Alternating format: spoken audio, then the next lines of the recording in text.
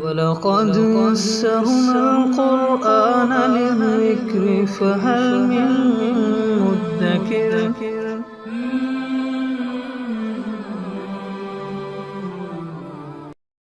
سورۃ البقرہ آیت نمبر 109۔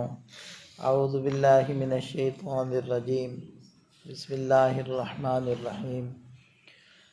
وَدَّ كَثِيرٌ مِّنْ أَهْلِ الْكِتَابِ لَوْ يَرُدُّونَكُم مِّن بَعْدِ إِيمَانِكُمْ كُفَّارًا حَسَدًا مِّنْ عِندِ أَنفُسِهِم مِّن بَعْدِ مَا تَبَيَّنَ لَهُمُ الْحَقُّ فَاعْفُوا وَاصْفَحُوا حَتَّىٰ يَأْتِيَ اللَّهُ بِأَمْرِهِ إِنَّ اللَّهَ عَلَىٰ كُلِّ شَيْءٍ قَدِيرٌ۔ وَدَّ كَثِيرٌ مِّنْ أَهْلِ الْكِتَابِ، بہت سارے اہل کتاب یہ چاہتے ہیں، ان کی دلی تمنا ہے کہ لو یردونکم، کہ کسی طریقے سے وہ تم کو لوٹا کر پلٹا کر من بعد ایمانکم، ایمان لانے کے بعد کفارا، تم لوگوں کو کافر بنا دیں۔ یہ بہت سارے اہل کتاب کی تمنا ہے۔ اور یہ کیوں تمنا ہے؟ حسدا من عند انفسہم من بعد ما تبین لہم الحق، ان کے دلی حسد کی وجہ سے یہ تمنا ہے۔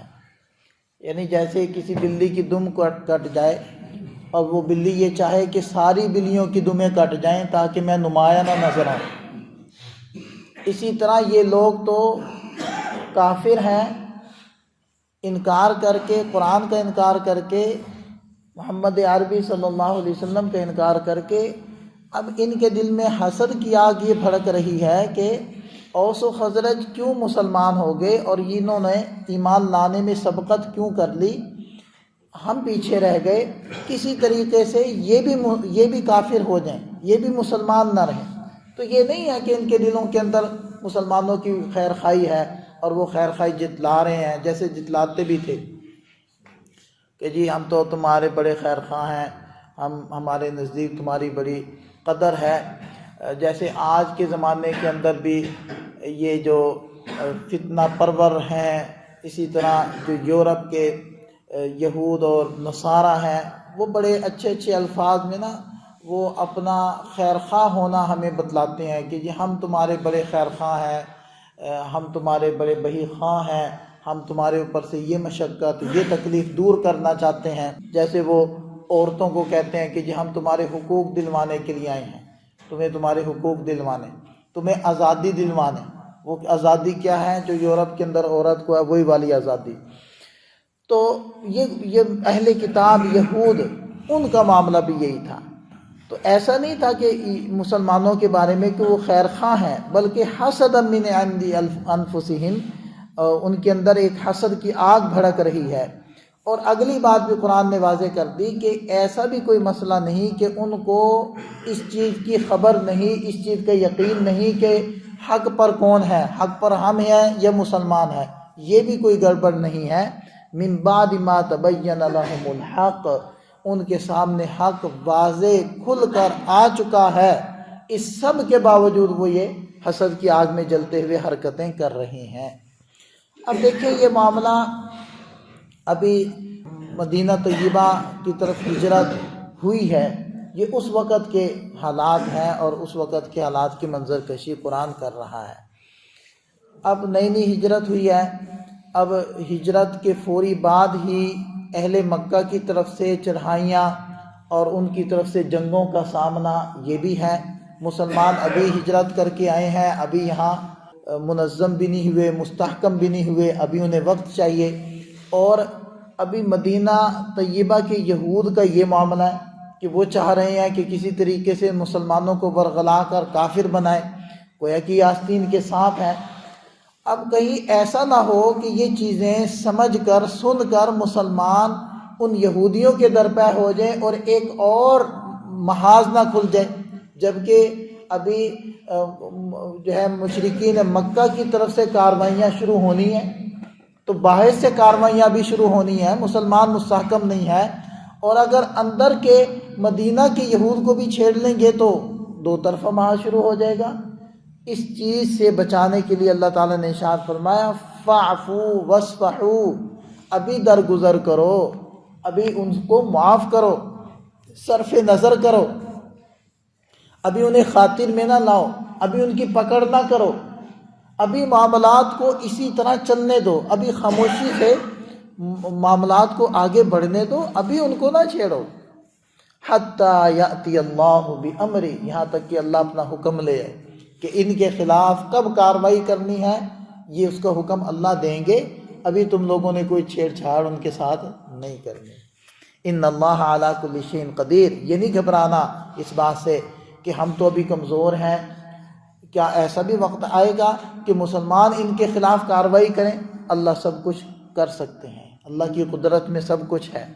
تو کبھی بھی یہ نہیں سوچنا چاہیے کہ ہم کمزور ہیں، ہمارے پاس اسباب نہیں ہیں۔ جس کا ہم نام لیتے ہیں یا جس کے نام کے سہارا لے کر ہم کفار سے لڑتے ہیں، وہ بڑی طاقت والا۔ کم من فئۃ قلیلۃ غلبت فئۃ کثیرۃ باذن اللہ، کتنی ہی چھوٹی چھوٹی جماعتیں اللہ کے حکم سے بڑی بڑی جماعتوں پر غالب آ جاتی ہیں۔ تو یہ ابھی بھی ہو رہا ہے، فلسطین کے اندر تو تازہ ترین ہو رہا ہے نا، کہ انہوں نے ایسے ایسے بندے ان کے پکڑے ہوئے ہیں کہ وہ منوا رہے ہیں کہ یہ چیزیں مانو، اتنے بندے ہمارے چھوڑنے پڑیں گے اور اتنا یہ معاملات کرنے پڑیں گے، ورنہ ہم تمہارے بندے نہیں چھوڑیں گے۔ تو وہ منوا رہے ہیں۔ پہلے بھی جو جنگ بندی ہوئی ہے تو وہ حماس کے وہ دباؤ ڈالنے سے ہوئی، اور کل بھی جو بندہ ان کا مارا ہے سائنسدان، وہ آپ لوگوں کے علم میں تو ہو گئی۔ تو بہرحال میں تو یہ سمجھتا ہوں کہ ان سارے کافروں کا جو علاج ہے نا وہ یہ جہاد ہے، اس کے علاوہ ان کا علاج نہیں ہے۔ ان لوگوں کو دیکھیں، دنیا کے اندر دو طرح کے لوگ ہوتے ہیں، کچھ لوگ ہوتے ہیں جو باتوں کے بھوت ہوتے ہیں، یعنی باتوں کو سمجھتے ہیں، باتوں کو مانتے ہیں، اس پر یقین رکھتے ہیں۔ یہ یہود کا وہ طبقہ ہے جو مذہبی قسم کا طبقہ ہے، وہ باتوں کو سمجھتے ہیں۔ اور کچھ لوگ ایسے ہوتے ہیں جو لاتوں کو سمجھتے ہیں۔ دیکھیں وہ جیسے مشہور ہے نا، چار کتاباں آسمانوں آئیاں، پنجواں آیا ڈنڈا، وہ چار پر عمل بھی تو کروانا ہے۔ تو یہ جو جہاد ہے یہ مسلمانوں کی عزت ہے، یہ مسلمانوں کا طغرِ امتیاز ہے، یہ دین حق کو غالب کرنے کا ایک راستہ ہے۔ یہ کافروں کا گھمنڈ اور کفر توڑنے کے لیے اللہ تعالیٰ نے مسلمانوں کو ایک راستہ دیا ہے۔ یہ کبھی بھی اس طریقے سے باز نہیں آئیں گے، ہر ایک زبان نہیں سمجھتا، مختلف لوگوں کی مختلف زبانیں۔ تو دیکھیں اس وقت بھی جو ان کی کمر توڑی ہے، اب دیکھیں مکہ فتح ہوا ہے تو کیسے نبی پاک صلی اللہ علیہ وسلم نے پلاننگ کی اور کس طریقے سے ایک بڑی فوج لے کر آپ علیہ السلام نے اچانک سے ان کا محاصرہ کیا ہے اور وہاں تشریف لے گئے ہیں، اور باقاعدہ ایک صحابی کی تشکیل کی ہے، وہ حضرت ابو سفیان رضی اللہ عنہ کو لے کر آئے ہیں اور اس پہاڑی پر کھڑا کیا ہے جہاں کے درے سے، یعنی تنگ جگہ سے مسلمانوں کی فوجیں گزر رہی تھی، اور چونکہ وہ تنگ جگہ سے جب زیادہ لوگ گزرے تو اور زیادہ محسوس ہوتے ہیں نا، زیادہ معلوم ہوتے، تو وہاں کھڑا کر کے اس کو مشاہدہ کروایا کہ دیکھیں کتنا بڑا لشکر ہے، لہذا خیر اس میں ہے کہ ہتھیار ڈال۔ تو دیکھیں کہ پھر مکہ فتح ہوا، جب مکہ فتح ہو گیا تو سارے مسلمان ہو گئے۔ تو ایک زبان نہیں سب کو سمجھ میں آتی، اس لیے یہ ذہن میں رکھنا چاہیے۔ اور جب تک مسلمان اس پر تھے اللہ تعالیٰ نے فتح دی تھی، اللہ تعالیٰ نے عزت دی تھی۔ جب سے ان کے اندر وہن آیا نا، حب دنیا، حب مال، حب جاہ، اور یہ لگے پڑے ہیں اب دنیا کو اکٹھا کرنے میں، اس وقت سے مار کھا رہے ہیں اور پس رہے ہیں۔ تو اس لیے اللہ تعالیٰ یہ یقین بنا رہے ہیں۔ اب دیکھیں تازی ہجرت ہوئی ہے، مسلمان کمزور ہیں، یہ کیسے ہوگا؟ تو اللہ تعالیٰ فرمائے ان اللہ علی کل شیء قدیر، جو رب جس کے اوپر ایمان لائے ہو، جس کی بات مان رہے ہو، یہ سمجھو کہ وہ سب کچھ کر سکتا ہے، تم کمزور ہو، وہ کمزور نہیں ہے۔